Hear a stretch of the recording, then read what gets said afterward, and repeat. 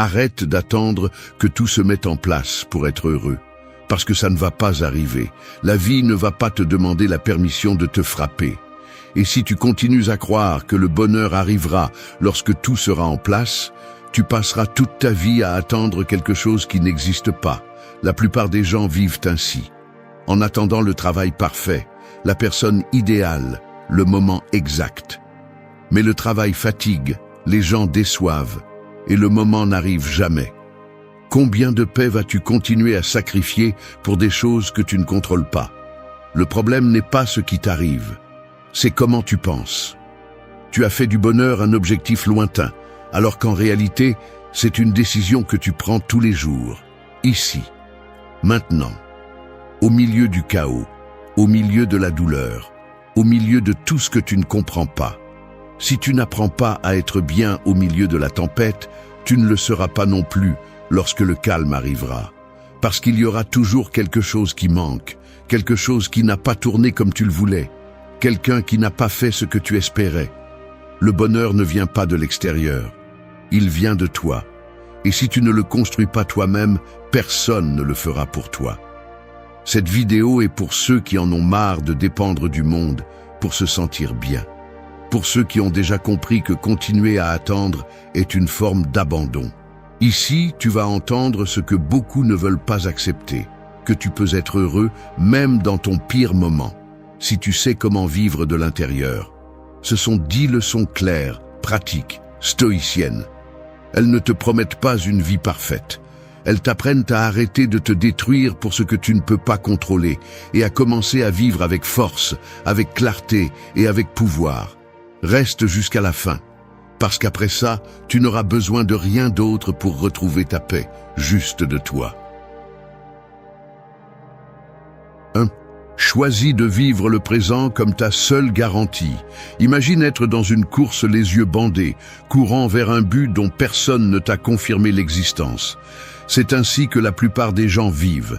Ils poursuivent un demain idéal, comme s'il s'agissait d'une promesse signée, reportant leur paix, leur rire, leur tranquillité, leur vie, pour quelque chose dont ils ne savent même pas s'il arrivera.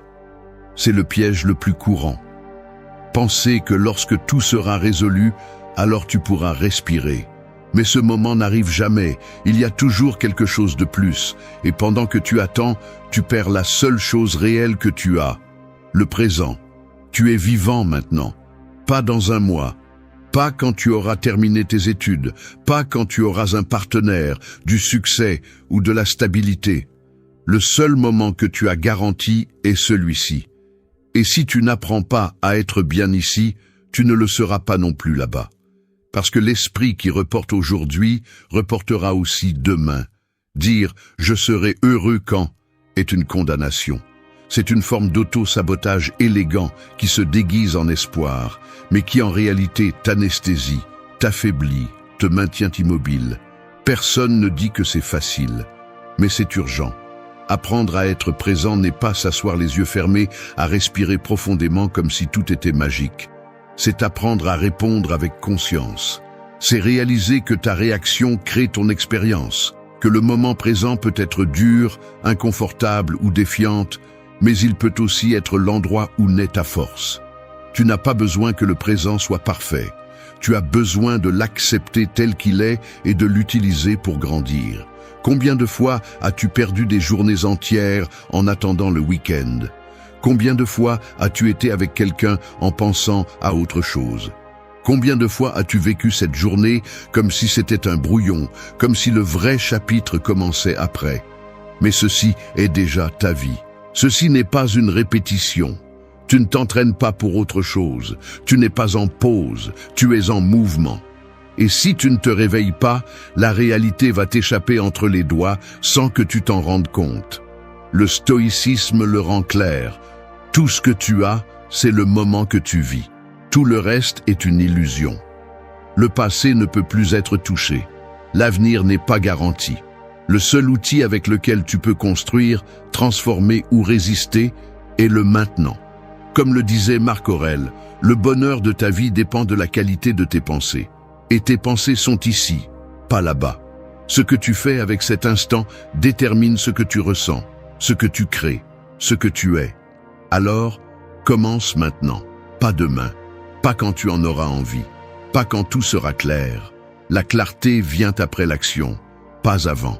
Choisis d'agir comme si c'était le seul moment qui te reste, parce que ça pourrait l'être.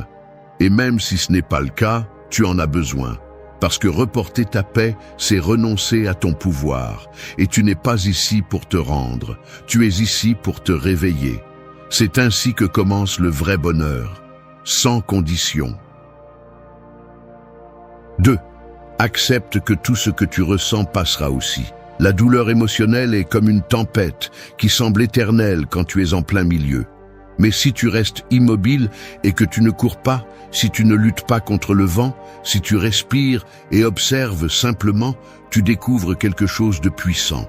La tempête n'est pas venue pour rester, elle est venue pour passer.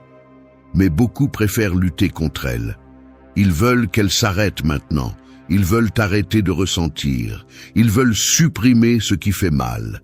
Et dans cette résistance, ils créent plus de souffrance que nécessaire. Parce que l'émotion ne te détruit pas. Ce qui te brise de l'intérieur, c'est de vouloir qu'elle disparaisse avant l'heure. Nous vivons dans une société qui exige que tu ailles bien tout le temps. Souris, continue, avance, ne t'arrête pas, ne montre pas de faiblesse. Mais la vérité est que tu vas ressentir de la tristesse, de la colère, de l'anxiété et de la peur. Non pas parce que tu es faible, mais parce que tu es humain.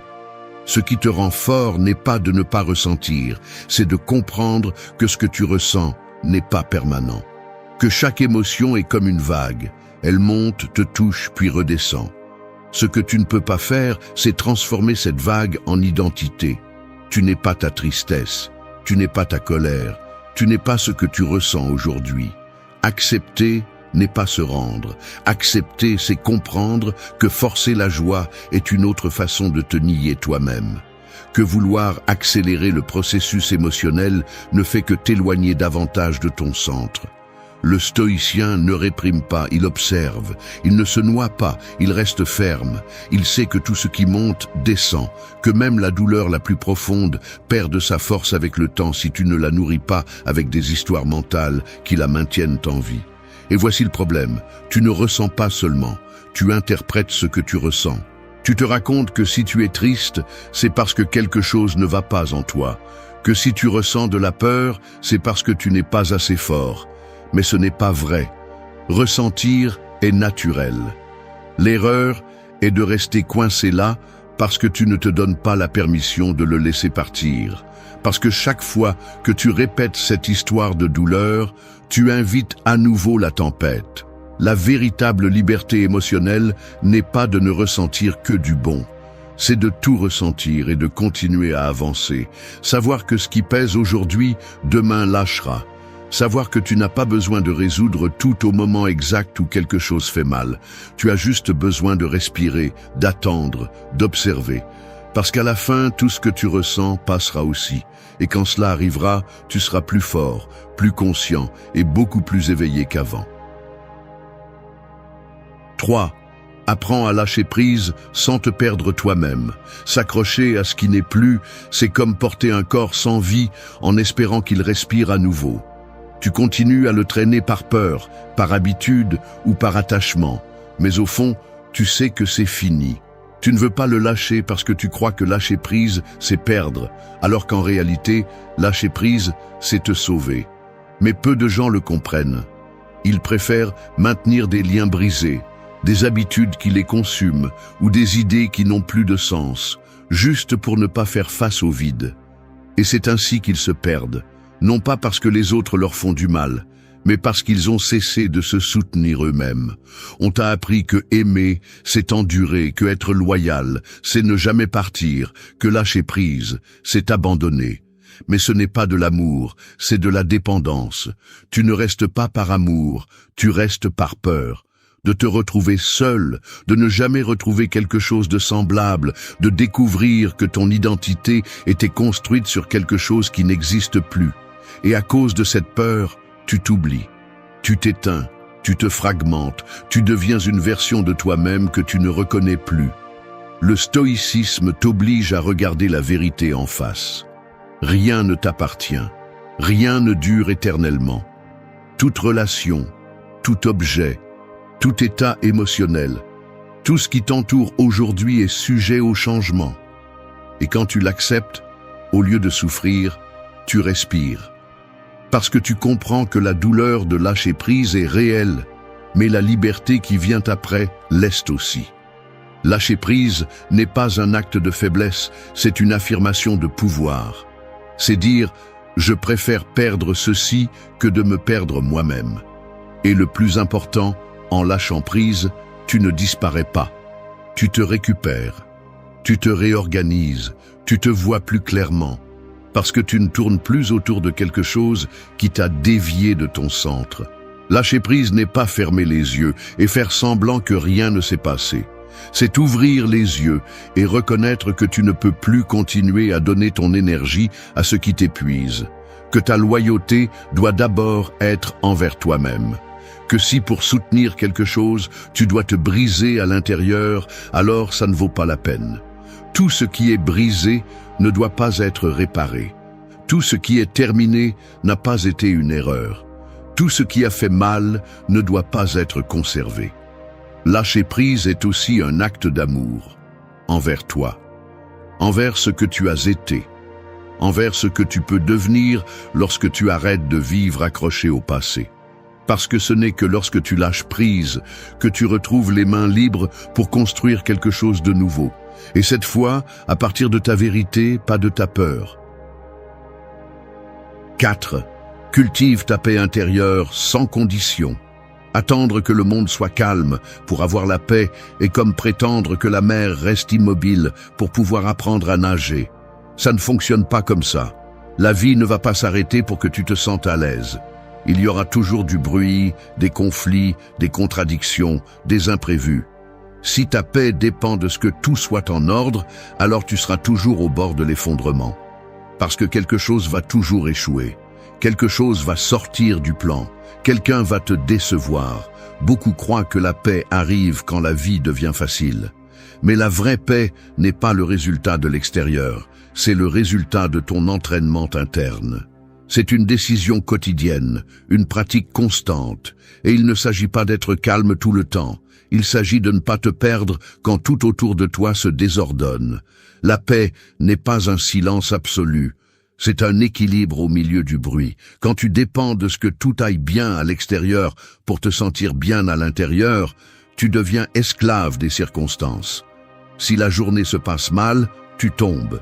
Si quelqu'un te parle mal, tu débordes. Si quelque chose ne se passe pas comme tu l'espérais, tu perds le contrôle. Et ce n'est pas la paix, c'est la fragilité émotionnelle. Le stoïcien ne cherche pas à ce que le monde s'adapte à lui. Il s'adapte à ce qui vient sans perdre son centre. Parce qu'il comprend que la seule stabilité réelle est celle qu'il construit en lui-même. Tu ne peux pas éviter les problèmes. Tu ne peux pas contrôler les gens. Tu ne peux pas éviter toutes les crises. Mais tu peux arrêter de donner le contrôle de ton état interne à tout cela. Chaque fois que tu réagis avec colère à ce que tu ne peux pas changer, tu perds. Chaque fois que tu cèdes ta tranquillité à ce qui t'échappe, tu t'affaiblis. La paix n'est pas l'absence de conflit, c'est la présence consciente en toi. Il y a ceux qui passent leur vie à attendre que le monde change pour pouvoir respirer. Mais ce qui change ta vie n'est pas le monde, c'est toi, ta vision, ton focus, ta capacité à rester calme même quand tout semble brûler. Il ne s'agit pas de réprimer ce que tu ressens. Il s'agit de ne pas laisser ce que tu ressens gouverner tout ce que tu fais. La paix est un territoire qui se protège. On ne négocie pas. On ne vend pas. On ne donne pas pour n'importe quoi. Le jour où tu comprendras que ta paix n'a pas besoin de la permission de l'extérieur, ce jour-là tu deviens invincible. Parce que tu ne réagis plus, tu choisis. Tu ne te brises plus, tu te renforces. Tu ne dépends plus, tu te gouvernes. Et là commence une nouvelle façon de vivre, plus ferme, plus libre, plus à toi. 5. Sois le gardien ferme de ton esprit. Ton esprit est comme une maison sans verrou. Si tu ne surveilles pas qui entre, n'importe qui peut s'installer. opinions d'autrui, critiques, pensées négatives, peurs héritées, idées qui ne sont même pas les tiennes, mais qui dirigent déjà ta vie. Et le pire, c'est que si tu ne te rends pas responsable de cette porte, tu deviens l'hôte de ton propre chaos. L'extérieur frappe à la porte, mais c'est toi qui décides si tu le laisses entrer et combien de temps il reste. Si tu n'apprends pas à être le gardien de ton esprit, alors tu seras l'esclave de ce que tu n'as pas choisi. Beaucoup vivent avec l'esprit contaminé, non pas par malveillance, mais par négligence. Ils laissent le bruit du monde les définir, les erreurs du passé leur dicter qui ils sont, les peurs futures les paralyser. Et quand vient le moment d'agir, ils ne peuvent pas. Parce que ce qu'ils pensent les a réduits, leur a enlevé force, clarté et direction. Mais le plus dangereux n'est pas ce que tu penses, c'est que tu ne te rends pas compte que tu es en train de le penser.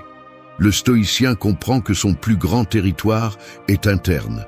Il ne peut pas contrôler ce qui se passe à l'extérieur, mais il peut choisir quel sens il lui donne. Tout ce qui arrive à ton esprit ne mérite pas ton attention. Tout ce que tu penses n'est pas vrai. Tout ce que tu ressens ne doit pas devenir une réaction. La vigilance mentale ne consiste pas à ignorer la réalité, mais à choisir comment y répondre, à protéger ton énergie, ton focus, ta capacité à voir clairement quand tout semble confus. Et c'est là qu'intervient la discipline. Tu ne peux pas maîtriser ton esprit si tu ne formes pas ton attention. Si chaque pensée négative devient ton maître, si chaque opinion d'autrui devient loi, si chaque impulsion devient une décision. Le premier acte de liberté réelle est de t'arrêter avant d'agir. Observer, questionner ce que tu penses. Te demander si cela te sert, si cela te définit, si cela t'élève ou te tire vers le bas. Si tu ne fais pas ce filtre, tu ne vis pas, tu réagis. Être le gardien de ton esprit ne signifie pas t'enfermer dans un positivisme forcé. Cela signifie avoir un esprit fort, stable, éveillé, qui ne vacille pas face à la moindre critique, qui ne se rend pas après une mauvaise journée, qui n'abandonne pas son chemin simplement parce que quelque chose n'a pas bien tourné. Cet esprit se construit au quotidien, avec des limites mentales claires, avec des pensées révisées, avec un focus conscient, parce que ce que tu tolères dans ton esprit devient ta réalité. Et si tu ne nettoies pas ce terrain, des mauvaises herbes pousseront là où il devrait y avoir de la clarté. Ton esprit peut être un temple ou un piège. Tu décides. Mais pour qu'il soit un temple, tu as besoin de présence, tu as besoin de fermeté, tu as besoin de prendre le contrôle et d'assumer que personne ne va prendre soin de ton monde intérieur pour toi. C'est ta responsabilité et aussi ton plus grand pouvoir. 6. Regarde les autres avec compassion, pas avec jugement. Voir le monde uniquement à travers ta propre blessure est comme regarder à travers un verre brisé. Tu déformes tout ce que tu vois et tu penses que les autres sont endommagés, alors qu'en réalité, tu projettes ce que tu n'as pas guéri. C'est la racine du jugement constant.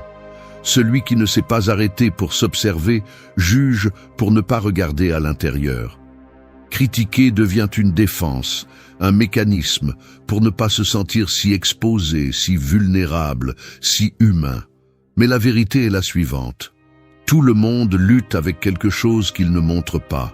Chaque personne qui semble froide a peut-être appris à se protéger ainsi.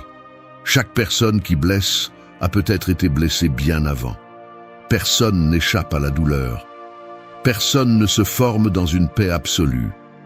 La plupart portent des traumatismes, des vides, des déceptions qu'ils n'ont pas su traiter.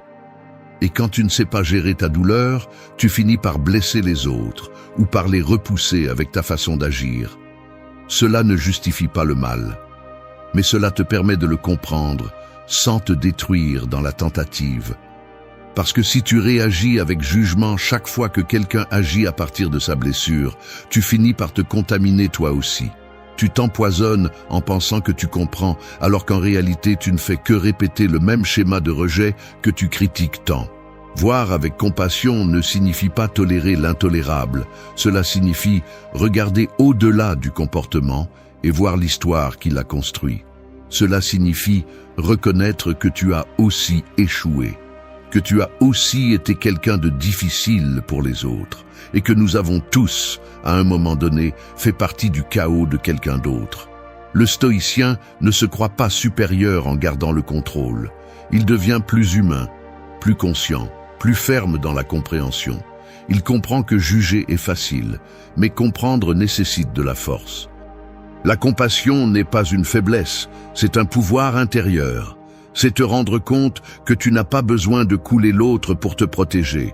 Tu peux poser des limites sans haine. Tu peux t'éloigner sans mépris. Tu peux pardonner sans oublier. Et tu peux lâcher prise sans détruire. Parce que ce que tu penses des autres révèle aussi ce qui est en toi. Si tu vois tout le temps des erreurs, tu portes sûrement une auto-exigence brutale. Si tu vois tout le temps des menaces, peut-être que tu ne te sens pas en sécurité avec toi-même. Et si tu cherches tout le temps des coupables, peut-être que tu n'assumes pas encore ta part. C'est pourquoi changer ton regard sur les autres est aussi une façon de guérir ta relation avec toi-même. Il ne s'agit pas de justifier tout le monde, il s'agit de ne pas te perdre dans la colère, de ne pas réagir impulsivement, de ne pas vivre avec le cœur durci parce que tu ne comprends pas. La compassion n'est pas toujours visible, elle n'est pas toujours dite, mais elle se ressent. Et quand tu l'appliques, tu libères du poids. Tu arrêtes de te battre avec le passé des autres. Et tu commences à vivre plus léger, plus libre et plus en paix avec toi-même. 7. Donne sans attendre, offre sans calculer. Donner en attendant quelque chose en retour, c'est comme semer une graine et exiger qu'elle fleurisse quand tu le souhaites. Il y a des gens qui aident, mais qui notent mentalement chaque faveur, qui offrent quelque chose, mais attendent qu'on le leur rende avec la même intensité, qui agissent par bonté, mais s'ils ne reçoivent pas ce qu'ils attendaient, ils se frustrent, s'éloignent ou reprochent. Et là, il n'y a pas de générosité. Il y a une transaction déguisée en vertu. Ce qui est vraiment précieux, ce n'est pas de donner quand cela t'arrange, c'est de donner sans attache. Donner sans tenir compte. Donner parce que tu comprends que ce que tu donnes consciemment ne se perd pas, même si cela ne revient pas. Parce que l'acte de donner authentiquement n'est pas pour contrôler, c'est pour libérer. Te libérer de l'ego, de l'orgueil, du besoin d'approbation. Parce que quand tu donnes sans attendre, tu n'es pas déçu, tu ne t'épuises pas, tu ne t'empoisonnes pas avec de fausses attentes. Mais cela ne signifie pas que tu dois être naïf. Cela ne signifie pas que tu dois tout donner à tout le monde. La générosité a aussi besoin de limites. Tu ne peux pas te vider pour remplir celui qui ne veut pas recevoir. Tu ne peux pas donner ton énergie si de l'autre côté, il n'y a que du vide. La clé est dans l'équilibre. Donner avec intention, pas par nécessité. Offrir à partir de ton abondance intérieure, pas à partir du manque émotionnel. Le stoïcisme ne s'oppose pas à la générosité, au contraire, il la valorise profondément. Mais il la guide avec sagesse. Il ne te demande pas de te sacrifier, mais d'agir à partir de la vertu. Pas comme quelqu'un qui se vide pour l'approbation, mais comme quelqu'un qui donne à partir de sa vérité. Parce que donner consciemment est aussi un acte de pouvoir. C'est savoir que ta valeur ne diminue pas quand tu partages. C'est comprendre que ton énergie bien dirigée peut avoir un impact, même si elle n'est pas reconnue. Quand tu donnes sans calculer, tu te libères du ressentiment. Tu ne sens plus que tu as perdu ton temps. Tu ne vois plus les autres comme des débiteurs émotionnels.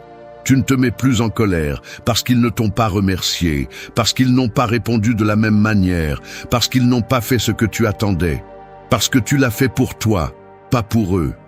Et ce qui naît de toi te renforce, même si personne ne le voit. La vraie générosité ne se mesure pas par ce que tu donnes, mais parce que tu n'attends pas. Tu n'as pas besoin d'applaudissements, tu n'as pas besoin d'être rappelé, tu n'as pas besoin qu'on te le rende. Parce que tu as déjà gagné en agissant avec cohérence. Tu as déjà grandi en lâchant prise. Tu as déjà guéri en ne conditionnant pas ta valeur à la réponse de l'autre. Et quand tu comprends cela, tu arrêtes de donner par pression, par peur ou par manipulation. Tu commences à donner par choix, pour la paix, pour la cohérence. Parce que ce que tu donnes au monde en dit plus sur toi que sur celui qui le reçoit.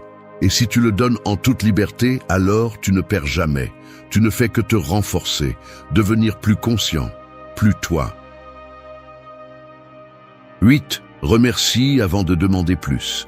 Vivre sans gratitude, c'est comme respirer de l'air pur et se plaindre parce qu'il n'a pas de parfum. Le problème n'est pas qu'il manque quelque chose, le problème est que tu ne vois pas ce que tu as déjà. La plupart des gens marchent les yeux fixés sur ce qui leur manque, sur ce qui n'arrive pas, sur ce qu'ils n'ont pas encore accompli. Et à chaque nouveau désir, ils oublient ce qui fait déjà partie de leur vie. Ils sont tellement habitués à avoir un toit, de la nourriture, de l'affection, la santé, des opportunités, que tout cela devient invisible. Ils ne remarquent son absence que lorsqu'ils la perdent. Le monde actuel t'entraîne à toujours vouloir plus. Il te fait te sentir incomplet. Il te lance l'idée que quand tu obtiendras cette chose, alors tu te sentiras comblé. Mais cette plénitude est un mirage. Parce que quand tu arrives enfin, tu penses déjà au prochain objectif. Rien n'est suffisant. Rien ne suffit. Parce que tu n'as pas appris à regarder avec les yeux du présent. Parce qu'on ne t'a pas appris à être reconnaissant, seulement à poursuivre. La gratitude n'est pas un acte religieux ni une phrase cliché. C'est une façon de se réveiller. Quand tu es reconnaissant, tu te reconnectes à la réalité d'une autre perspective. Tu ne vois plus la pénurie, tu vois l'abondance. Tu ne vois plus le manque, tu vois les possibilités. Tu ne vis plus de la plainte, mais de l'appréciation. Et il ne s'agit pas de nier ce qui manque, il s'agit de ne pas permettre que cela obscurcisse ce qui existe déjà. Le stoïcisme enseigne que ce que tu as aujourd'hui aurait pu ne pas t'être donné. Que respirer, marcher, penser, ressentir, aimer, tout cela est fragile. Tout cela peut changer à tout moment. C'est pourquoi on ne le tient pas pour acquis. On le valorise, on l'honore. Et cela commence par s'arrêter, observer et dire à voix basse « c'est déjà suffisant ». Non pas parce que tu te contentes, mais parce que tu reconnais que vivre dans la gratitude te donne du pouvoir. Cela te centre, cela te rend la clarté. Celui qui est reconnaissant n'est pas aveugle à ce qu'il veut améliorer. Mais il le fait à partir d'un état différent. Il n'est plus vide, il ne supplie plus, il n'exige plus. Il demande « oui », mais avec la conscience qu'il a déjà beaucoup. Il agit « oui », mais avec le calme de celui qui sait qu'il ne lui manque pas tout. Il construit juste plus. La gratitude réduit l'anxiété, elle renverse la comparaison, elle te libère de la pensée constante que tu es en retard, que les autres sont en avance, que tu devrais être quelqu'un d'autre. Il ne s'agit pas d'écrire une liste chaque matin et de répéter des phrases sans sens. Il s'agit de changer la narration interne, de reconnaître ce qui est là, de te sentir complet même au milieu du processus. Et quand tu remercies avant de demander, ton énergie change. Tu ne mendis plus les résultats, tu les travailles à partir d'une base solide. Parce que ce que tu valorises grandit. Et si tu apprends à être reconnaissant maintenant, même avant d'obtenir ce que tu cherches, alors tu auras déjà gagné quelque chose que beaucoup n'atteignent jamais, la paix avec le moment présent. 9. Tout ce que tu attends du monde commence par toi. Attendre que le monde change sans changer toi-même est comme crier à un miroir pour qu'il sourie en premier. Il y a ceux qui exigent du respect sans se respecter eux-mêmes, qui demandent de l'amour sans s'aimer, qui réclament la paix tout en provoquant la guerre en eux-mêmes. Ils sont frustrés par la façon dont ils sont traités, par ce qu'ils ne reçoivent pas, par l'injustice de tout. Mais ils ne s'arrêtent pas pour regarder ce qu'ils projettent. Parce que tout commence par toi. Ce que tu sèmes en toi, tu l'émets. Ce que tu tiens dans ton esprit, tu le reflètes. Et ce que tu fais avec toi-même se filtre dans chaque relation que tu as. Beaucoup répètent qu'ils veulent un monde meilleur, mais ils continuent à nourrir la critique, la rancœur, l'impatience. Ils disent vouloir des liens sains, mais ils continuent à jouer avec leurs propres limites. Ils disent vouloir de l'authenticité, mais ils se cachent derrière des masques pour plaire. Ils disent vouloir la paix, mais ils ne lâchent pas ce qui les empoisonne. Et c'est là le point aveugle. Ils prétendent une transformation collective sans une transformation personnelle. Ils veulent que les autres changent, mais ils ne se rendent pas responsables de l'énergie qu'ils portent. Le stoïcisme est clair à ce sujet. Le premier devoir est envers toi-même. Avant d'essayer de corriger le monde, mets de l'ordre en toi. Avant d'exiger de la cohérence, pratique la tienne. Avant de vouloir que les autres te comprennent, travaille à te comprendre. Le changement commence quand tu décides d'arrêter de pointer du doigt et commences à agir à partir de ce que tu choisis de représenter. Si tu veux plus de respect, sois respectueux. Si tu désires des relations sincères, arrête d'agir avec deux visages. Si tu cherches du soutien, deviens quelqu'un de fiable. Non pas comme stratégie pour obtenir, mais comme mode de vie. Quand tu adoptes cette posture, tout change. Tu ne te sens plus constamment victime de l'extérieur. Tu ne donnes plus ton pouvoir en attendant que les autres le valident. Tu commences à vivre à partir de l'auto-responsabilité, à partir de la conscience que tu ne peux pas changer le monde entier, mais que tu peux changer ton monde. Et ce changement interne est la seule chose qui a vraiment un impact. Au début, cela peut sembler inutile, que tu es celui qui donne plus, qui comprend plus, qui agit avec plus de maturité. Mais avec le temps, cette façon d'être dans le monde crée une réelle différence. Peut-être pas pour tout le monde, mais certainement pour ceux qui sont capables de raisonner avec toi. Et le plus important, cela crée un changement profond en toi, parce que tu ne dépends plus. Tu ne demandes plus la permission, tu n'attends plus, tu agis. Tu ne peux pas exiger ce que tu n'es pas prêt à offrir. Et quand tu comprends cela, tu arrêtes de réclamer et tu commences à construire. Non pas pour être reconnu, non pas pour recevoir quelque chose en retour, mais parce que c'est le genre d'être humain que tu décides d'être. Et c'est cela qui transforme, non pas le discours, mais l'exemple, non pas ce que tu attends des autres, mais ce que tu oses incarner toi-même en premier. 10. Transforme tes blessures en racines de croissance.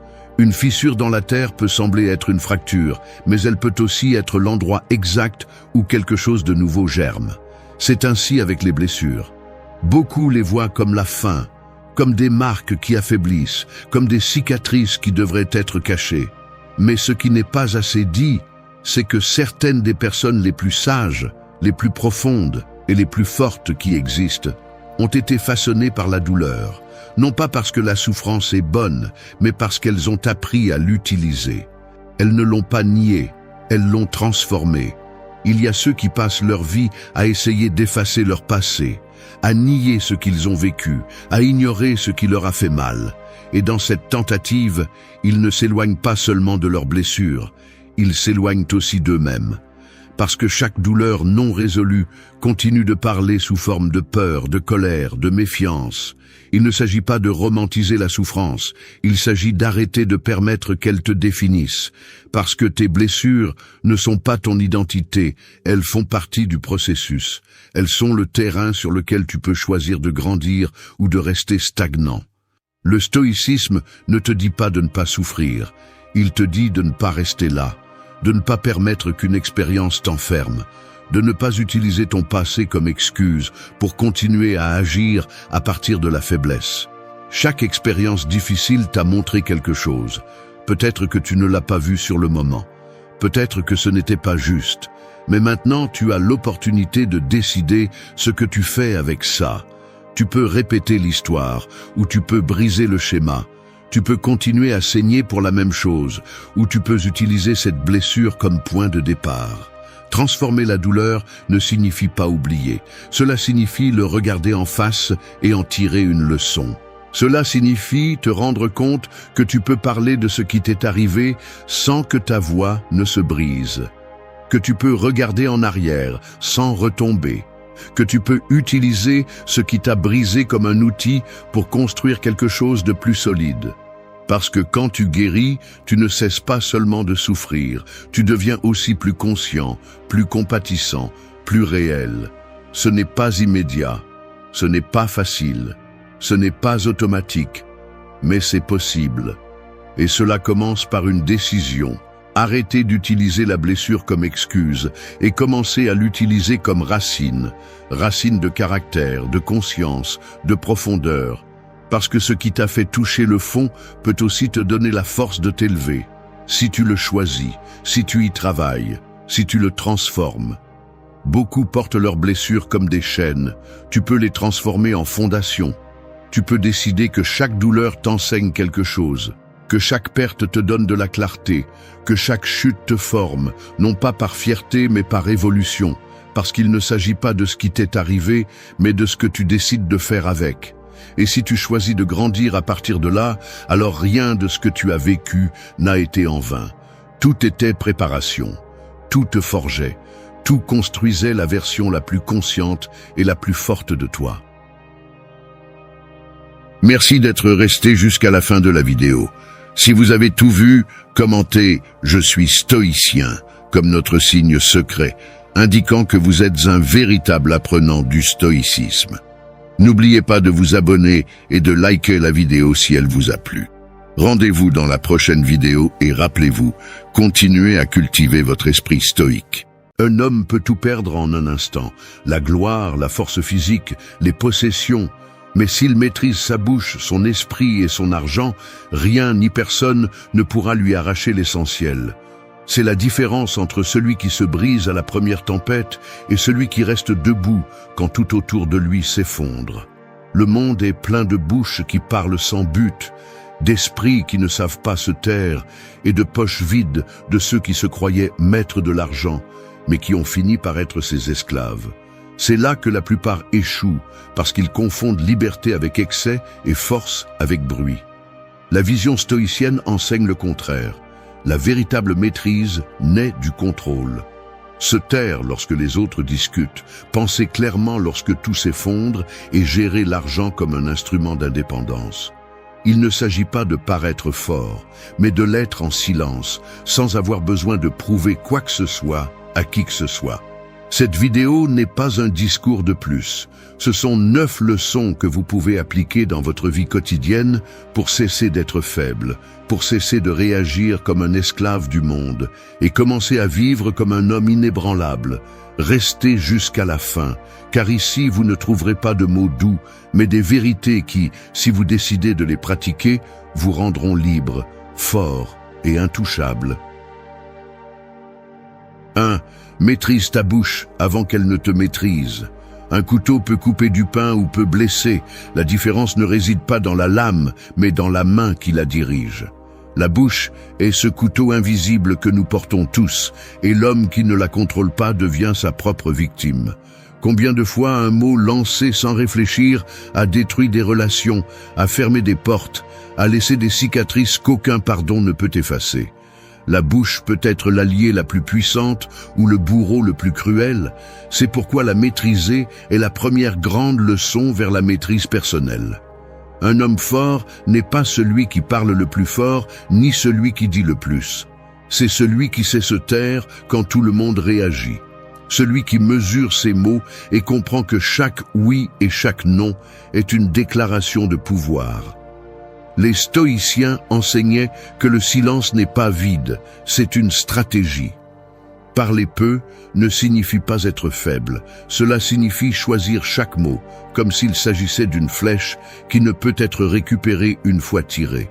La bouche domine les faibles parce qu'elle les pousse à réagir, à discuter, à justifier ce qu'ils n'ont pas besoin d'expliquer.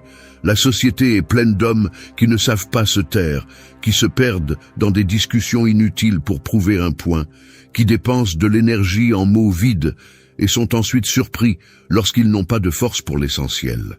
Le véritable homme stoïcien comprend qu'il ne s'agit pas de gagner des discussions, il s'agit de ne pas perdre le contrôle. Maîtriser la bouche signifie parler moins et écouter plus. Non pas parce que écouter est une soumission, mais parce que écouter donne un avantage. Pendant que les autres se trahissent dans leur besoin de parler, tu analyses, comprends, gardes le silence, et quand tu parles, tu le fais avec la précision d'un coup sûr. La bouche maîtrisée est comme une arme bien entretenue. Elle est rarement utilisée, mais quand elle l'est, personne n'oublie son impact. Cela se pratique au quotidien.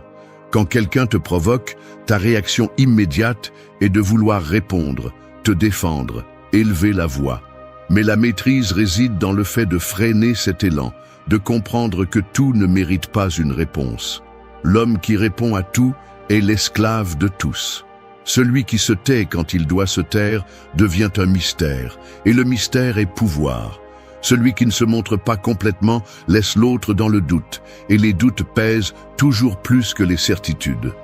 Apprendre à maîtriser ta bouche signifie aussi choisir le moment. Parler avec un but, calmement, sans précipitation. Un mot dit au bon moment peut ouvrir des chemins que des années de cris n'auraient jamais pu atteindre. L'homme qui ne contrôle pas sa bouche perd le respect, car il montre sa faiblesse. Celui qui parle toujours sans réfléchir laisse transparaître son anxiété, son insécurité, son manque de direction. Le stoïcien, en revanche, comprend que chaque silence est un bouclier et chaque mot bien dit est une épée. Maîtriser la bouche n'est pas seulement une discipline, c'est un pouvoir, car celui qui contrôle ce qu'il dit contrôle aussi la perception que le monde a de lui. Si tu veux être intouchable, commence ici. Tu n'as pas besoin de 1000 discours ni d'explications infinies. Tu as besoin d'apprendre à te taire plus que tu ne parles, à ne pas gaspiller ton énergie en mots inutiles et à transformer ta bouche en un instrument de précision. Quand tu maîtriseras ta bouche, tu cesseras d'être un homme ordinaire et tu commenceras à te forger en quelqu'un qui impose le respect sans avoir besoin de faire du bruit. Parce que celui qui gouverne sa bouche gouverne son destin. 2. Fais du silence ta stratégie. Le tonnerre annonce son arrivée avec du bruit, mais la véritable tempête se construit dans le silence du ciel. La véritable force n'a pas besoin d'avertissement, elle se prépare en calme et frappe quand on s'y attend le moins. C'est ainsi que fonctionne le silence dans la vie d'un homme, non pas comme un vide, mais comme une stratégie qui désarme le bruit et protège ce qui compte vraiment. La plupart des gens parlent sans retenue parce qu'ils craignent le vide du silence. Ils confondent le fait de parler beaucoup avec le fait d'avoir raison et pensent que remplir les espaces avec des mots est un signe de pouvoir. En réalité, c'est le contraire. Chaque mot inutile est une fuite d'énergie. Celui qui ne maîtrise pas le silence s'expose, s'épuise et perd le respect.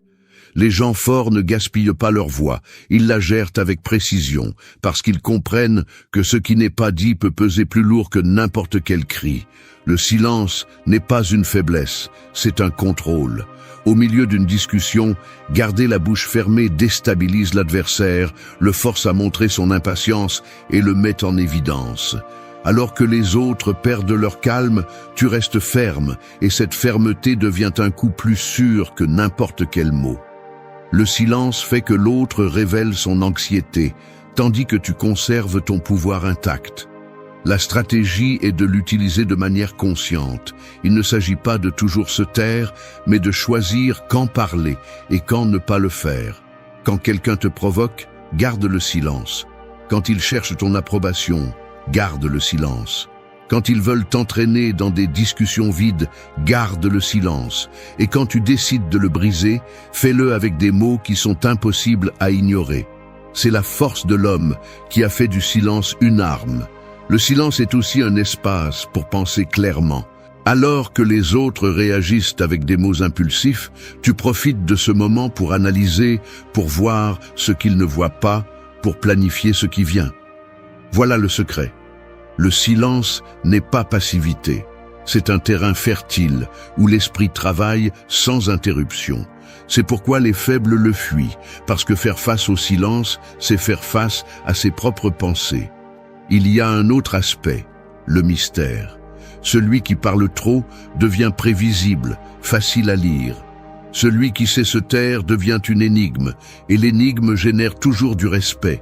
Personne ne peut anticiper ce que tu feras, personne ne peut déchiffrer ce que tu penses, et cette incertitude joue en ta faveur. Le mystère protège ton énergie, parce que moins tu révèles, plus tu as de contrôle. Le pratiquer ne signifie pas se retirer du monde, cela signifie interagir avec force. Dans ta vie quotidienne, utilise le silence pour écouter davantage, pour observer davantage, pour éviter de t'épuiser dans ce qui n'ajoute rien.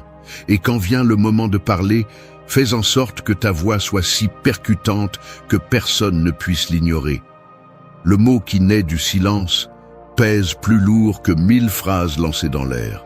Fais du silence ta stratégie et tu verras comment ta présence change.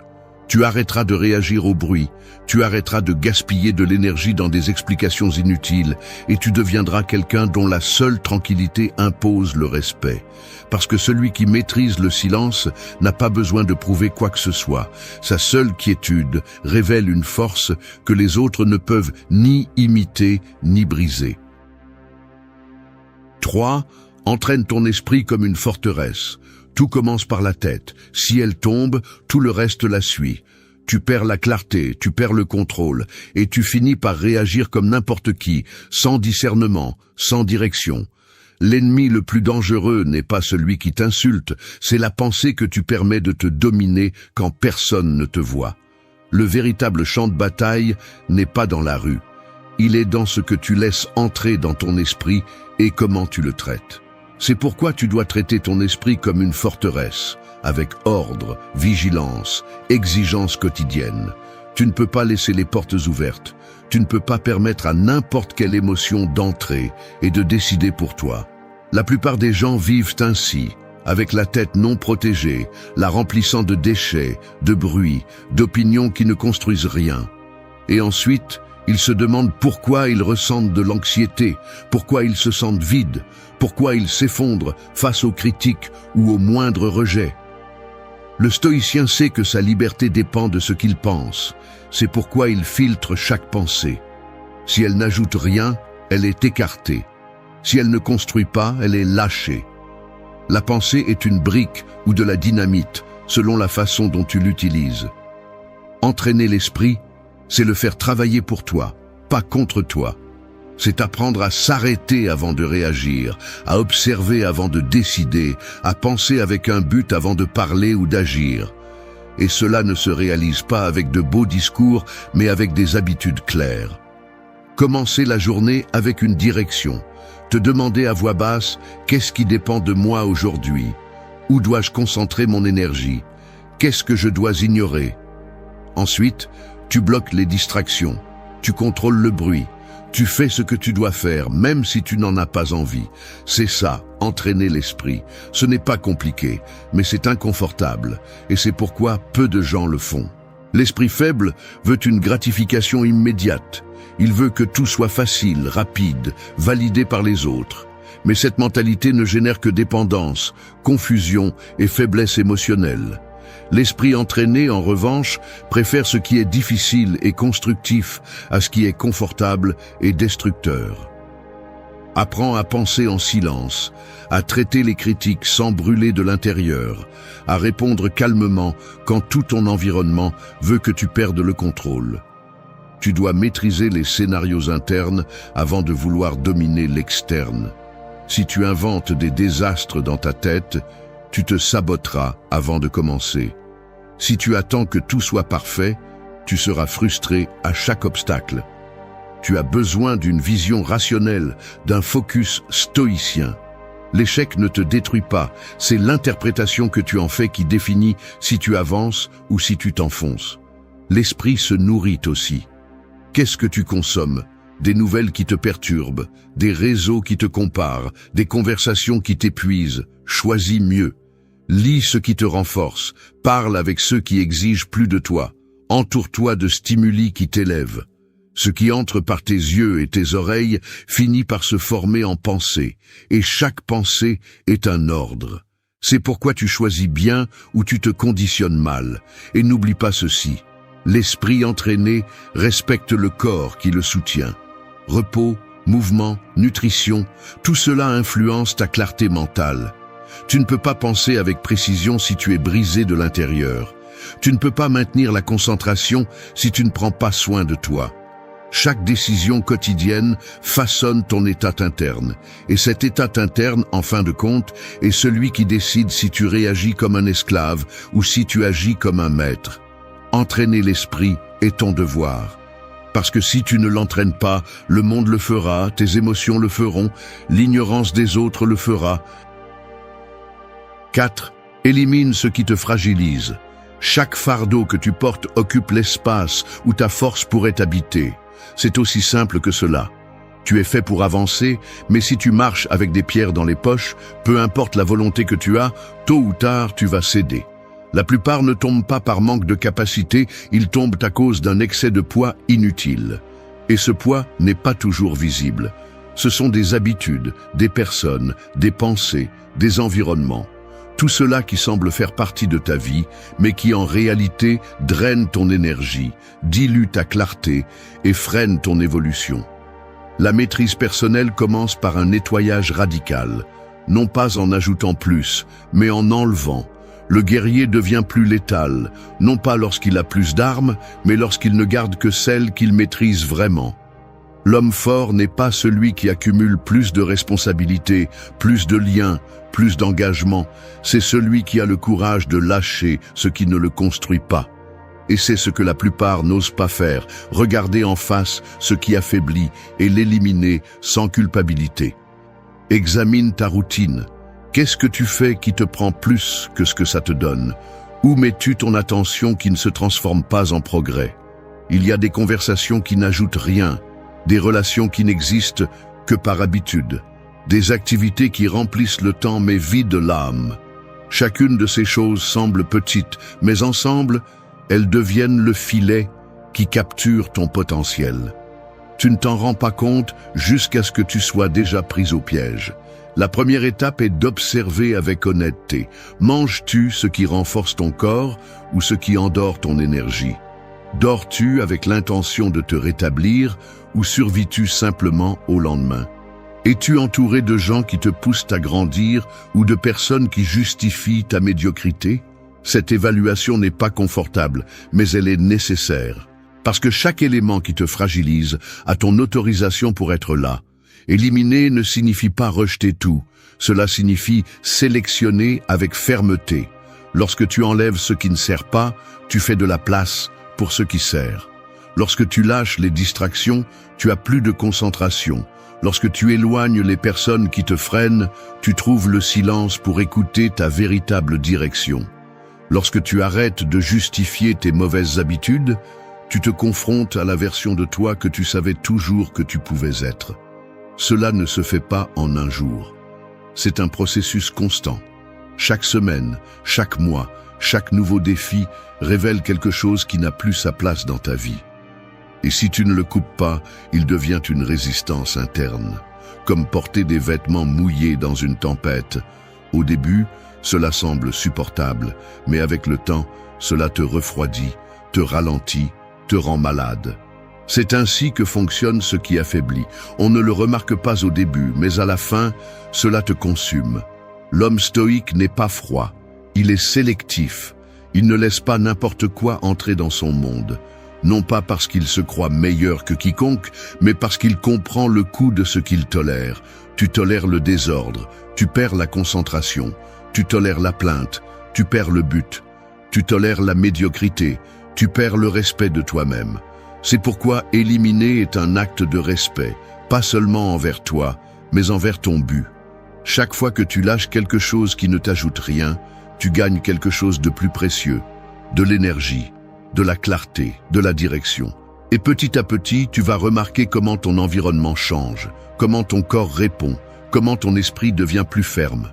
Parce que sans ce qui te fragilise, apparaît ce qui t'élève. Sans le bruit, l'intention est entendue. Sans le poids inutile, tu retrouves la vitesse.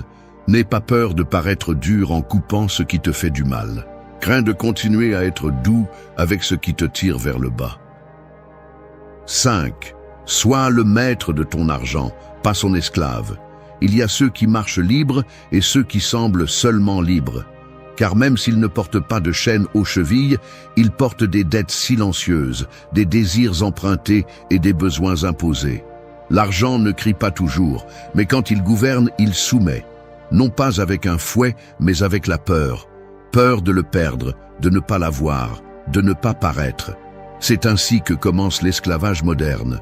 Quand tu ne gères pas ton argent, il te gère.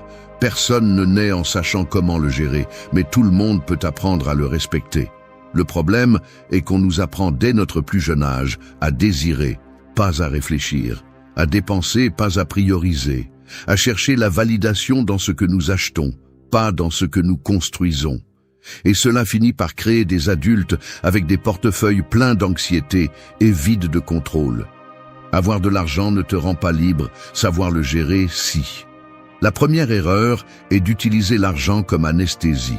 Dépenser impulsivement, acheter pour combler des vides, paraître pour appartenir.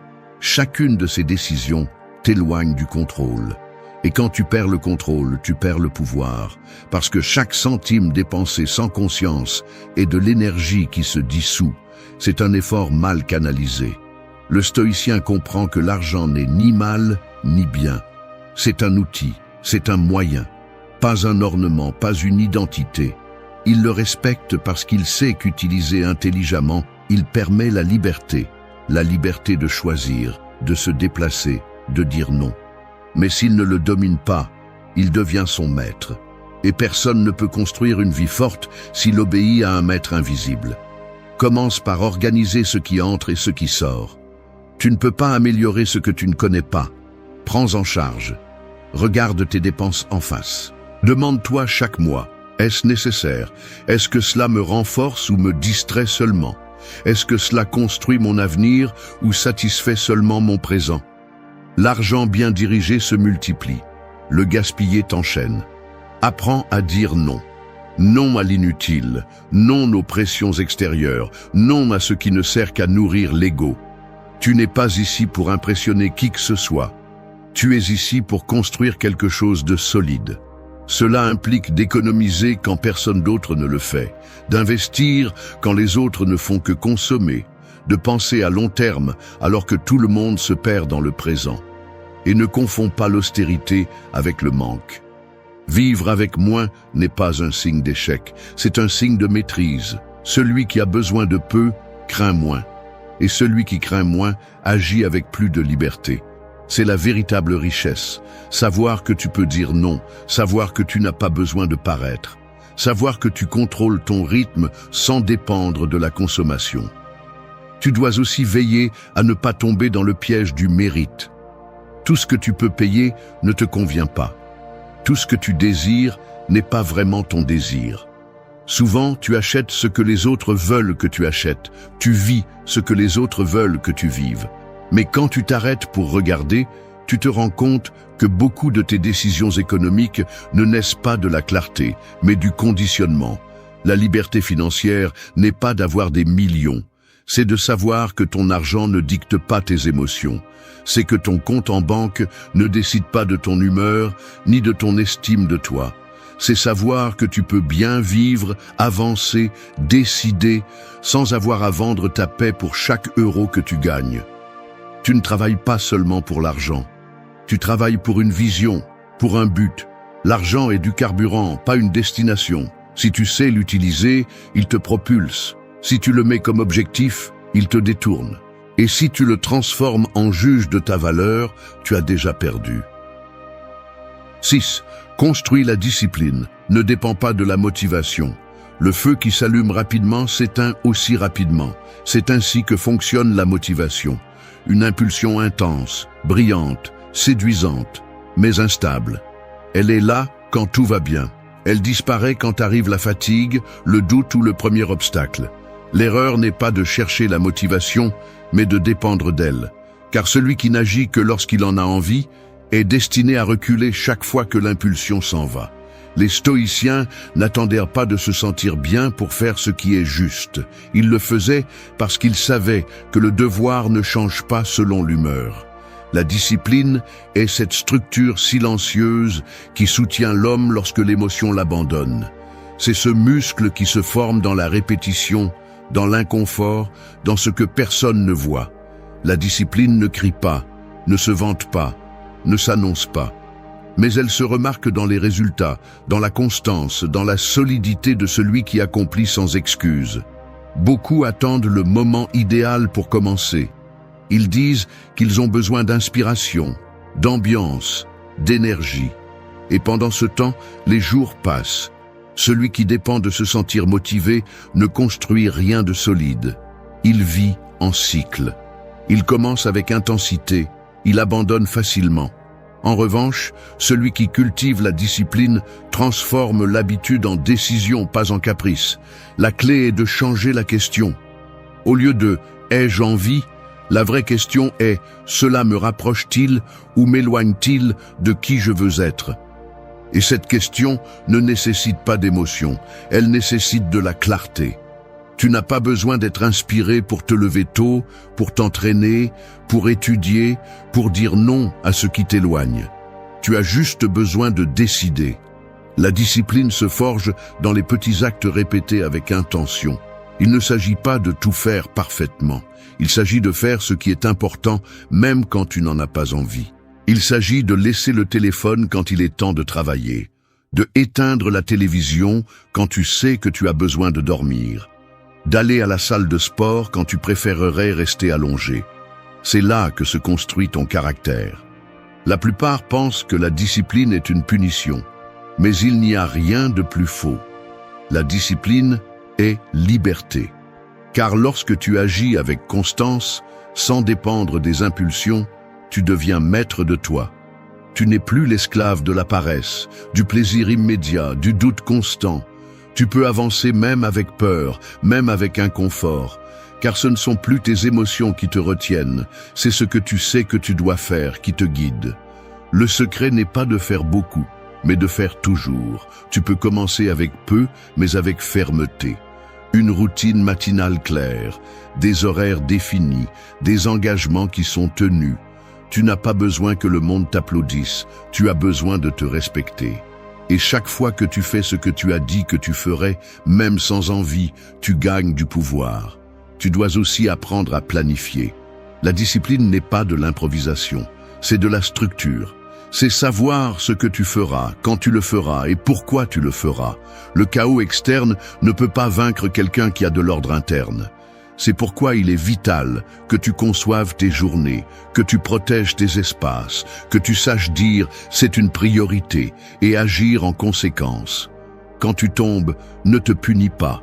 Ajuste, reviens. Tu n'as pas besoin de perfection, tu as besoin de persévérance. La vraie discipline ne se brise pas par un faux pas, elle s'adapte et continue, parce qu'elle comprend que le progrès n'est pas une ligne droite, mais bien un choix constant. 7. Protège ton énergie avec le mystère.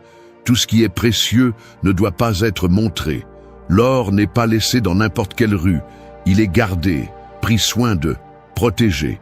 Il en va de même pour l'énergie interne. Non pas avec des murs qui isolent, mais avec une gestion intelligente du mystère.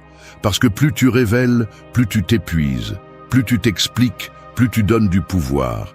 Le mystère n'est pas une distance, c'est une stratégie. Et celui qui sait l'utiliser conserve sa force, impose sa présence et agit avec intention. La plupart des gens vivent en mode exposition. Ils publient tout, commentent tout, donnent leur avis sur ce qu'ils ne comprennent pas, révèlent des plans qui ne sont pas encore prêts, racontent des émotions qu'ils n'ont pas encore traitées. Le résultat est la prévisibilité, l'épuisement et la perte de respect. Parce que l'excès de visibilité tue le respect. Quand tout le monde peut lire tes pensées, il n'y a plus rien à protéger. Le stoïcien sait se taire, il sait observer sans avoir besoin d'intervenir, il sait que tout ne se dit pas, tout ne se montre pas, tout ne se donne pas, non pas par peur, mais par conscience. Parce que chaque mot que tu lances emporte une part de ton énergie, et tu ne peux pas te permettre de donner ton énergie à n'importe quel stimulus, à n'importe quelle personne, à n'importe quelle situation. L'énergie ne part pas seulement quand tu travailles ou fais un effort physique. Elle part aussi quand tu réponds à ceux qui ne méritaient pas de réponse, quand tu racontes tes plans à ceux qui ne les apprécient pas, quand tu expliques ce que tu n'aurais pas dû justifier, quand tu cherches à être compris là où il n'y a pas d'intérêt. C'est pourquoi la stratégie du mystère n'est pas seulement un style, c'est une survie. Le mystère ne signifie pas être froid ou distant. Cela signifie savoir gérer ce que tu partages. Cela signifie savoir quand parler, quand garder le silence, quand agir sans prévenir. C'est garder ton centre alors que l'environnement exige de l'exposition. C'est choisir le bon moment pour montrer et le faire avec intention, pas par nécessité. Dans la vie quotidienne, cela se pratique avec des décisions simples.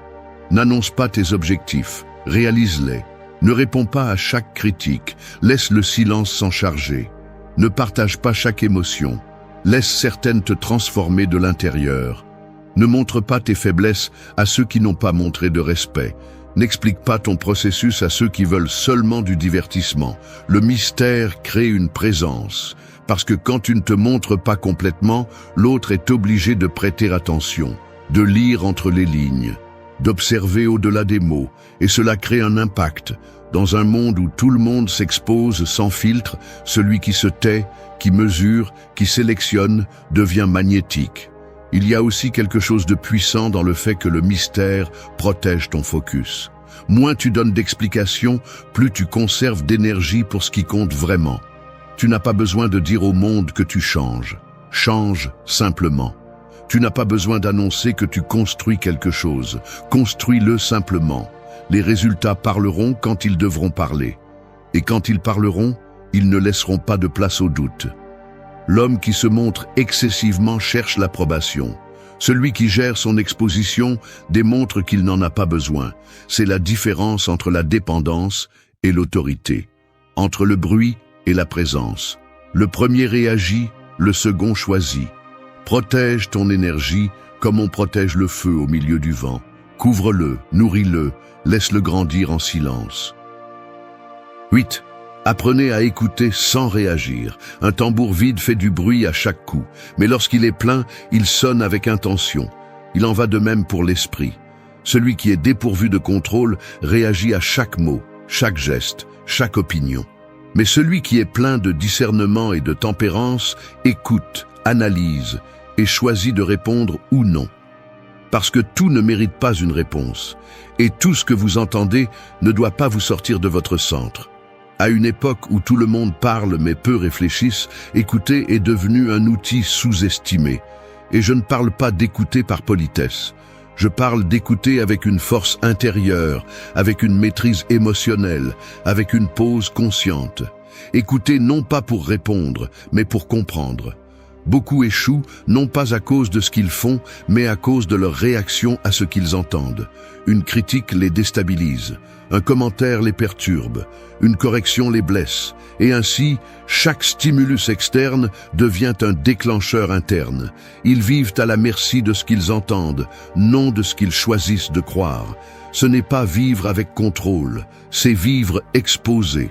Le stoïcien comprenait que la parole d'autrui ne définit pas votre essence, que l'opinion de l'autre ne vous change pas si vous êtes déjà fermement ancré dans qui vous êtes. C'est pourquoi le véritable travail n'est pas de faire taire le monde, mais de construire en vous un espace si solide que ce qui vient de l'extérieur ne le brise pas. Écouter sans réagir, c'est cela, un acte de pouvoir silencieux. La pratique commence dans le quotidien. Lorsque quelqu'un vous critique, ne répondez pas immédiatement. Respirez. Observez si cette critique contient une vérité utile ou si elle n'est qu'une projection d'autrui. Si elle est utile, remerciez. Si elle ne l'est pas, laissez-la aller sans la porter. Vous n'avez pas besoin d'entrer dans chaque discussion. Vous n'avez pas besoin de défendre chaque détail. Parfois, le plus grand respect que vous pouvez vous accorder est de garder le silence et de maintenir votre cap. Lorsque quelqu'un vous parle depuis son ego, ne lui opposez pas plus d'ego. Ne rivalisez pas avec celui qui ne peut pas vous voir sans essayer de vous rabaisser. Ne montrez pas votre supériorité, démontrez-la sans la montrer. Parce que celui qui a vraiment le contrôle n'a pas besoin de le prouver. Il est également essentiel d'apprendre à écouter la douleur sans l'absorber.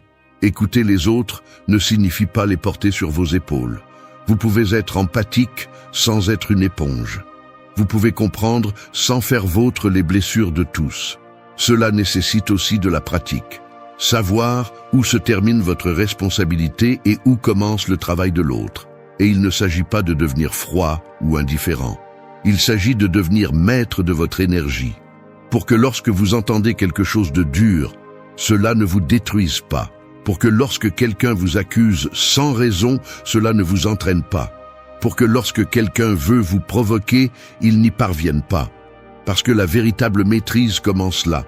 dans ce que vous écoutez et décidez de ne pas absorber. Cette formation change votre façon de vous relationner. Vous devenez plus observateur, plus stratégique, moins réactif. Vous apprenez à lire les intentions derrière les mots, à détecter la manipulation, à éviter les pièges émotionnels, parce que vous n'êtes plus pris au piège du jeu de répondre à tout. Vous ne tombez plus dans chaque provocation. Écouter sans réagir, c'est du pouvoir à l'état pur. C'est le signe que vous avez construit une véritable fermeté. C'est la différence entre celui qui se défend avec désespoir et celui qui répond avec conscience. 9. Conquiers tout en te conquérant toi-même. L'ennemi le plus difficile n'est pas à l'extérieur. Il ne porte pas d'uniforme, n'attaque pas de front, ne s'annonce pas. Il vit à l'intérieur. Il réside dans la paresse qui te retient, dans la peur qui te sabote, dans le doute qui te paralyse, dans la voix intérieure qui te répète que tu n'es pas assez. Tu peux avoir de la discipline, de l'intelligence, de l'ambition, mais si tu n'as pas conquis ton intérieur, tôt ou tard, tu te trahiras. C'est pourquoi c'est le dernier point, mais aussi le plus décisif. Parce que te maîtriser n'est pas une option, c'est la condition pour maîtriser quoi que ce soit d'autre. Beaucoup sont obsédés par le contrôle du monde. Ils veulent avoir du pouvoir, de l'argent, du respect, de la reconnaissance. Et dans cette quête, ils oublient l'essentiel. Tu ne peux pas soutenir à l'extérieur ce que tu n'as pas construit à l'intérieur. L'homme qui ne se connaît pas se perd. Celui qui ne s'organise pas déborde. Celui qui ne s'exige pas s'affaiblit. C'est pourquoi la véritable conquête commence lorsque tu décides d'arrêter de fuir de toi-même. Te conquérir ne signifie pas devenir parfait. Cela signifie arrêter de céder à tes propres excuses. Cela signifie regarder ton ombre sans la maquiller, affronter ta honte sans la cacher, reconnaître tes points aveugles et avoir le courage de les travailler sans drame. Cela signifie être prêt à te briser si cela signifie te reconstruire plus fort. Cette conquête se fait au quotidien. Lorsque tu choisis d'agir, même si tu n'en as pas envie. Lorsque tu décides de dire la vérité, même si cela te dérange. Lorsque tu optes pour le calme plutôt que l'impulsion. Lorsque tu choisis d'avancer sans te soucier de la peur ou de l'incertitude. Chaque décision dans laquelle tu choisis la difficulté qui te renforce, au-dessus de la facilité qui t'affaiblit, est une bataille gagnée. Ce chemin n'a pas de témoin. Personne ne va t'applaudir pour te lever tôt pour entraîner ton caractère. Personne ne va te féliciter pour avoir tenu ta parole quand personne d'autre ne l'a remarqué. Mais tu le sais, et cela suffit. Parce que lorsque tu deviens fort à l'intérieur, le respect qui compte le plus commence à naître, le respect de toi-même. Conquérir ton esprit, tes émotions, tes impulsions, tes habitudes, c'est la liberté. Lorsque tu n'as plus besoin de motivation pour agir, lorsque la critique ne te détruit plus, lorsque tu ne dépends plus du bruit extérieur pour te valider, c'est alors que tu te rends compte que tu as cessé d'être un homme ordinaire. Parce que maintenant, tu gouvernes la seule chose que tu peux vraiment posséder, ta volonté. Tout le reste est instable, l'opinion des autres change, l'argent va et vient, les opportunités s'ouvrent et se ferment. Mais ta capacité à choisir, à répondre avec sérénité, à persévérer sans bruit, cela t'appartient. Et celui qui se conquiert lui-même n'a pas besoin de conquérir le monde, parce que le monde répond à celui qui n'en a plus besoin. Ce dernier principe ne cherche pas à te rendre intouchable par arrogance, mais par clarté. Parce que tu comprends que ta paix n'est pas dans ce que tu obtiens, mais dans la façon dont tu vis. Que ta force ne vient pas d'éviter la douleur, mais de l'affronter avec direction. Que ton pouvoir n'est pas de contrôler les autres, mais de te gouverner toi-même. Alors n'attends plus. Ne cherche pas de formules externes. Ne te laisse pas distraire en poursuivant ce que tu ne sais pas soutenir. Deviens ta plus grande priorité, ton plus grand défi, ton plus grand travail. Parce que lorsque tu te conquiers de l'intérieur, tu ne deviens pas seulement fort, tu deviens libre. Et un homme libre n'a pas besoin de crier son pouvoir. On le remarque, on le ressent, on le respire, et personne ne peut le lui enlever. Jamais. Merci d'être resté jusqu'à la fin de la vidéo. Si vous avez tout vu, commentez « Je suis stoïcien ». comme notre signe secret, indiquant que vous êtes un véritable apprenant du stoïcisme. N'oubliez pas de vous abonner et de liker la vidéo si elle vous a plu. Rendez-vous dans la prochaine vidéo et rappelez-vous, continuez à cultiver votre esprit stoïque.